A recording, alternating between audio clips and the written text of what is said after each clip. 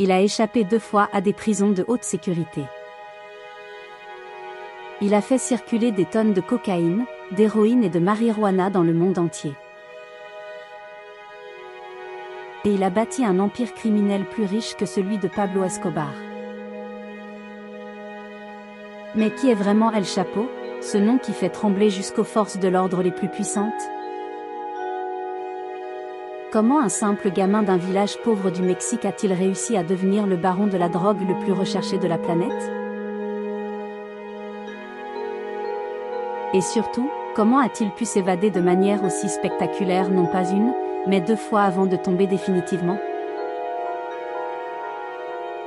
Son histoire, c'est un mélange explosif de pouvoir, de violence, de corruption, et de ruse extrême. Une vie faite de tunnels souterrains, de trahisons sanglantes, de deals à plusieurs milliards, de cachettes secrètes et de cavales internationales dignes d'un film d'action.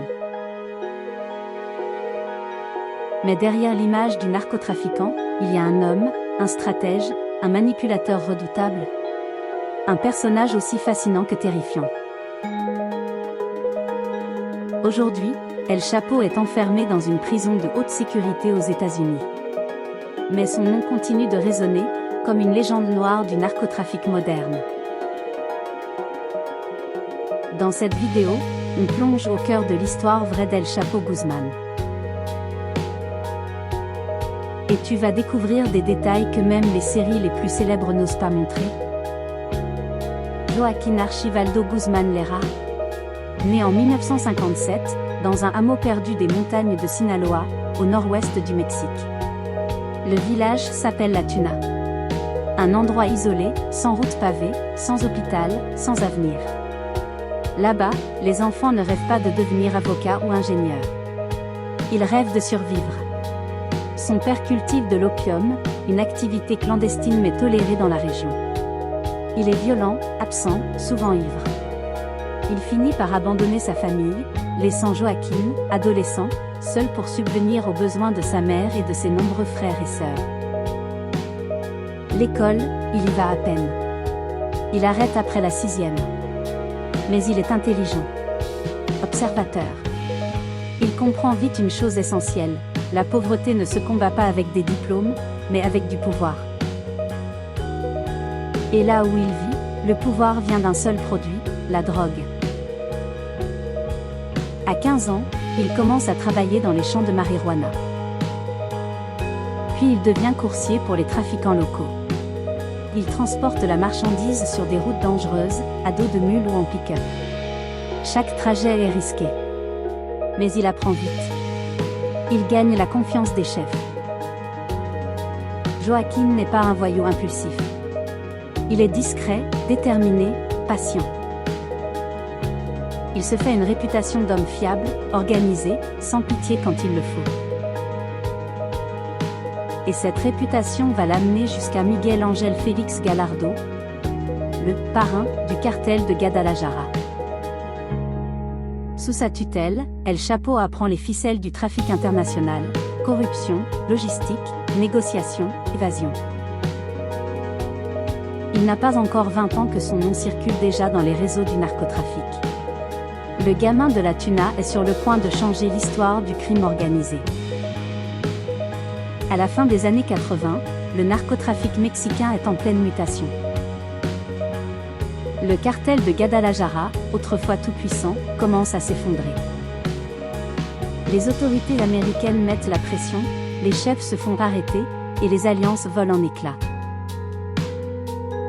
Quand Miguel Ángel Félix Gallardo est arrêté en 1989, un vide de pouvoir s'installe. Plusieurs factions se forment, prêtes à s'affronter pour le contrôle du marché. Et c'est dans ce chaos qu'un homme jusque-là discret, Joaquín Guzmán, fait son premier grand mouvement stratégique.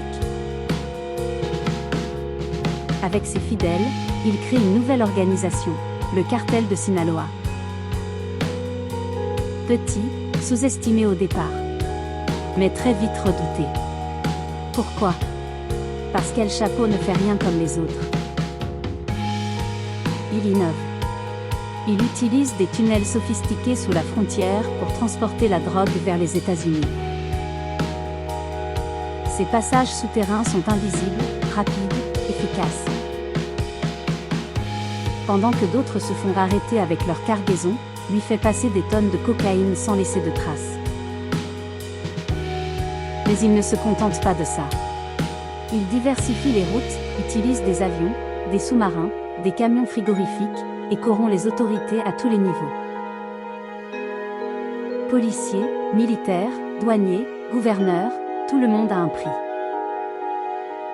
El Chapo comprend que pour survivre dans ce monde, il faut frapper vite, fort, et faire peur. Il fait exécuter ses rivaux sans remords. Il impose la terreur dans les zones disputées. Mais en même temps, il sait récompenser la loyauté et protéger ses hommes, créant un réseau solide, presque militaire. Il devient rapidement le visage public du cartel, chose rare pour un baron de la drogue. Il n'a pas peur de s'afficher, d'être reconnu. Il contrôle des villes entières, fait des dons à la population, se construit une image de Robin des Bois moderne. Sous sa direction, le cartel de Sinaloa devient l'organisation criminelle la plus puissante du Mexique. Son chiffre d'affaires dépasse celui de certaines multinationales. On estime qu'il faisait jusqu'à 3 milliards de dollars par an. À ce moment de l'histoire, El Chapo n'est plus juste un trafiquant. Il est devenu un empire à lui tout seul.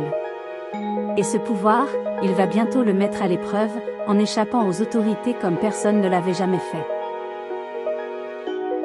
Au début des années 2010, El Chapo est au sommet de son pouvoir.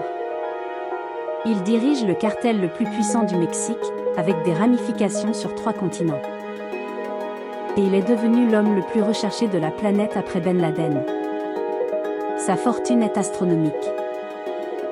En 2009, Forbes le classe parmi les hommes les plus puissants du monde, avec plus d'1 milliard de dollars estimés. Un baron de la drogue, au même niveau que les géants de la tech. Il contrôle des régions entières du pays. Il infiltre la police, corrompt les politiciens, finance des élections. Dans certaines zones, l'État ne gouverne plus. C'est El Chapo. Mais ce qui le rend quasi intouchable, c'est son génie pour fuir. Ses maisons sont reliées par des tunnels. Il change de planque chaque soir. Il dort peu, ne fait jamais 2 fois la même erreur. Et pendant ce temps, il façonne son image. Des narcocorridos chantent ses exploits. Il donne de l'argent aux pauvres. Il construit des routes, des écoles.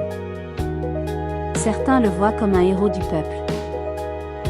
Un homme qui, malgré la violence, aurait pris soin des siens. Pendant des années, il ridiculise les forces de l'ordre. Chaque tentative d'arrestation se solde par une fuite spectaculaire. Comme s'il lisait à l'avance les plans des autorités. Mais les États-Unis ne lâchent pas l'affaire. Le FBI, la DEA, et les services mexicains unissent leurs forces. La traque devient mondiale. Chaque appel, chaque déplacement est surveillé. Et même pour El Chapo, cette fois, la partie va devenir plus difficile. El Chapo n'est pas seulement un chef de cartel, c'est aussi le roi de l'évasion. La première remonte à 2001. Il est emprisonné dans une prison de haute sécurité, à Plante Grande, Mexique. Mais après quelques années, il réussit l'impensable. Il s'échappe, caché dans un chariot de linge sale. Le personnel pénitentiaire est corrompu. Il achète des gardiens, paie des responsables, manipule tout un système. Et pendant 13 ans, il disparaît complètement des radars. Il vit caché dans les montagnes de Sinaloa, protégé par les habitants et ses hommes. En 2014, les autorités finissent par le localiser. Une opération militaire l'arrête à Mazatlan, sans un coup de feu. On croit enfin l'avoir piégé. Mais en 2015, le monde entier retient son souffle. El Chapo s'évade à nouveau. Cette fois, depuis la prison d'Altiplano, l'une des plus sécurisées du pays. Comment? Un tunnel, encore. Mais pas n'importe lequel. 1,5 km de long, creusé depuis une maison extérieure jusqu'à la douche de sa cellule. Équipé d'électricité, de ventilation, et même d'une moto sur rail. En 90 secondes, il disparaît sous terre. Et pendant plusieurs mois, personne ne sait où il est. Les médias du monde entier suivent l'affaire, les réseaux sociaux s'enflamment. Il en profite pour rencontrer l'acteur Sean Penn. Une interview secrète, publiée plus tard, qui met encore plus la lumière sur lui. Mais cette exposition va lui coûter cher. En janvier 2016, après un intense travail d'enquête, il est capturé une troisième fois, à Los Mochis. Cette fois, il est extradé directement vers les États-Unis.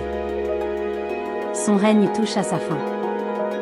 Extradé en 2017, El Chapo est envoyé à New York, dans une prison ultra sécurisée. Pas de tunnel. Pas de corruption possible. Chaque mouvement est surveillé, chaque contact est limité. En 2019, son procès s'ouvre. 12 semaines d'audience.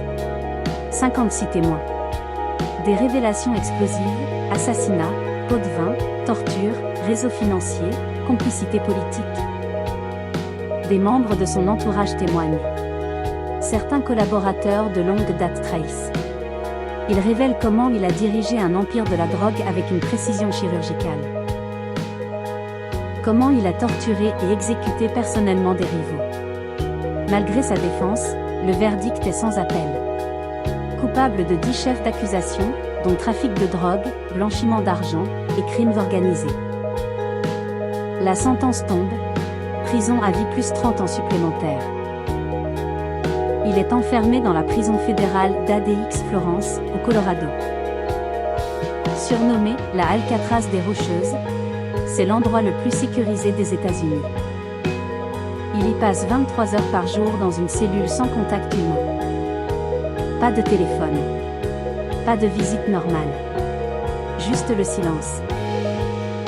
L'homme qui avait défié les États, corrompu des gouvernements, fait trembler des villes entières, vit désormais dans une cage. Son empire, lui, continue d'exister. Mais El Chapo, lui, ne reverra jamais la lumière du jour.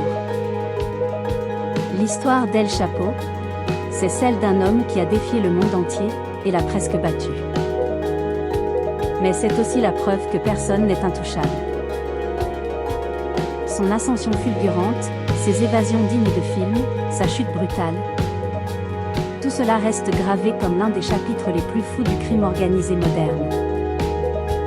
Mais derrière le mythe, il y a des vies brisées, des communautés détruites, un pays marqué à jamais. Alors si tu as aimé ce récit, pense à t'abonner à la chaîne, à liker cette vidéo, et à partager autour de toi. À très vite pour une nouvelle histoire vraie.